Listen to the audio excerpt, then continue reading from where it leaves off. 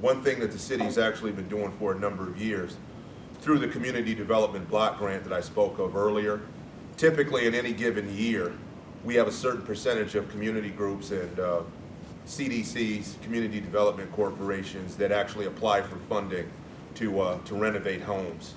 And there are a number of groups that have been doing this for years. They've got great track records. Some of them have actually gone to the next level of not just renovating existing housing, but also developing new housing. One example on the east side is You Snap Back. And then there's a group on the west side, actually near my neighborhood, called Core City Neighborhoods, which does the same thing. So that's one vehicle. One other program that the city used to run, and it kind of fell by the wayside, but I want to resurrect it. We used to have something called Project SNAP, where what we would do is we would take a certain number of foreclosed properties and just give them to nonprofits that had a proven track record of being able to renovate these homes and put them back into productive use.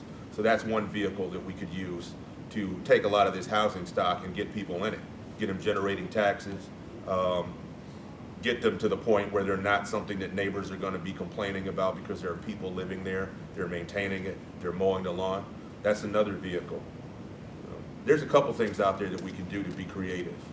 What about the houses that used to sell for $1?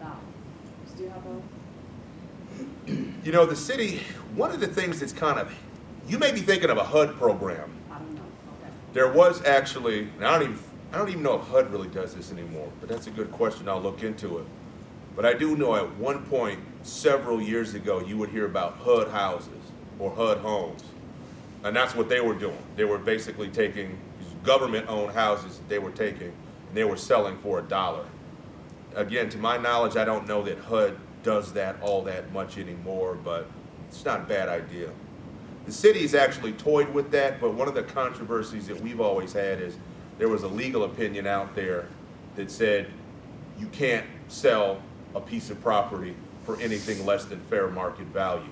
So that legal opinion has kind of hampered us from doing that kind of stuff, even though I think we need to try to come up with a way to be creative about doing it. But even there, the crazy thing about that is even though we had that legal opinion that said you couldn't do that, we were also running that other program that I mentioned to you where they were just giving properties away to nonprofits. So it was kind of contradictory, which sometimes you run into this in government and it falls to leaders to try to sort a lot of that stuff out.